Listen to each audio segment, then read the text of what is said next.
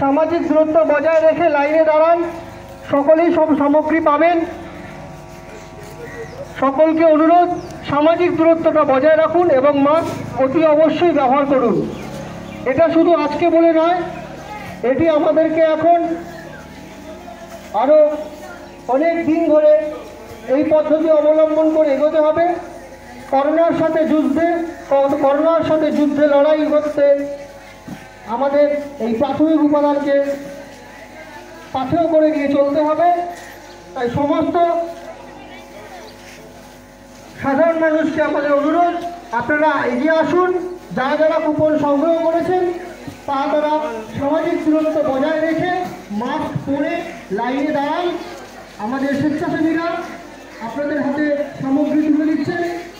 North east sporting club আয়োজিত সাধারণ মানুষের সাহায্যার্থে এই উপহার সামগ্রী আমরা সবার হাতে তুলে দিচ্ছি।